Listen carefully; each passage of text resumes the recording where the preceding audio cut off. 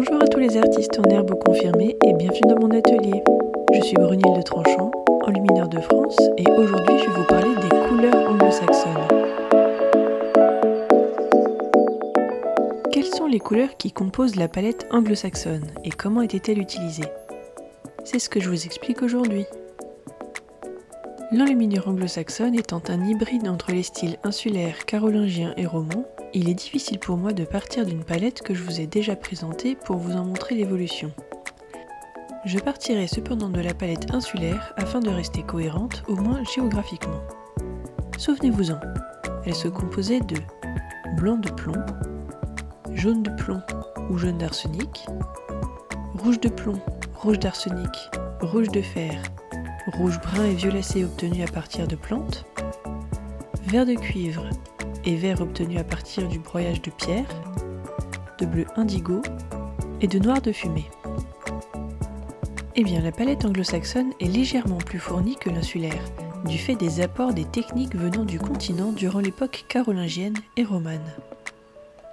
Si dans l'enluminure insulaire on utilise le blanc pour apporter des détails, dans l'enluminure carolingienne, on l'utilise également en tant que couleur à part entière. Dans l'enluminure romane, on l'utilise surtout pour apporter de la lumière ou pour créer des camaïeux de couleur en les gouachant. Et c'est ainsi qu'est utilisé le blanc dans la palette anglo-saxonne. Selon l'utilisation et la couvrance souhaitée, on peut utiliser le blanc de plomb, de craie ou d'argile. Tout comme c'était le cas dans les manuscrits carolingiens, le jaune est remplacé par l'or dans les manuscrits insulaires mais reste tout de même bien présent dans l'enluminure anglo-saxonne. Utilisé seul, il l'est par touche. En mélange, il sert à la composition des verres.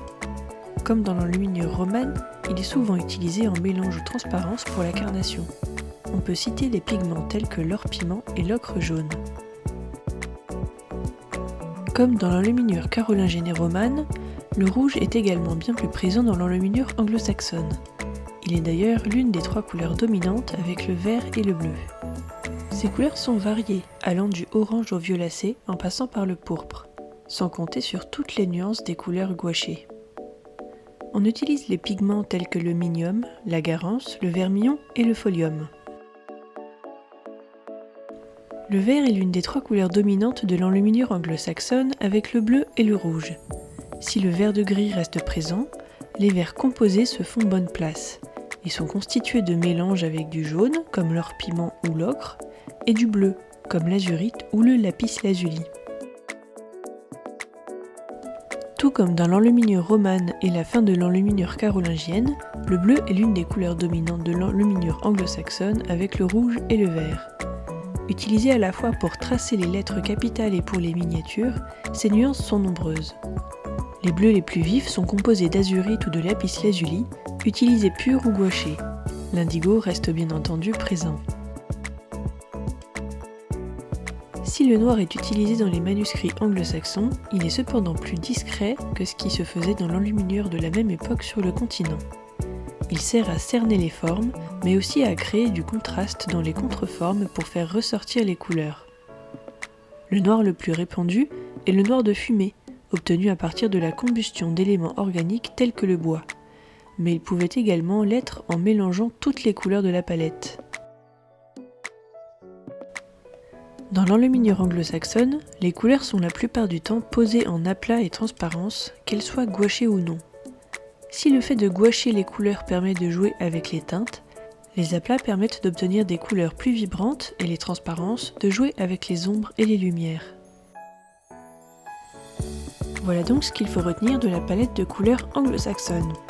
Elle est un hybride entre les palettes insulaires, carolingiennes et romanes, et elle se compose de blanc de plomb, de craie ou d'argile, de jaune de plomb, de jaune d'arsenic ou d'ocre, de rouge de plomb, de rouge d'arsenic, de rouge de fer, des rouges bruns et violacés obtenus à partir de plantes, de vert de cuivre ou de vert obtenu à partir du broyage de pierre et de verre composé, de bleu tels que le lapis lazuli, l'azurite ou l'indigo, et de noir de fumée. C'est tout pour cette vidéo, j'espère qu'elle vous aura plu. Si c'est le cas, donnez-lui un petit pouce en l'air et abonnez-vous pour ne pas louper les prochaines sorties.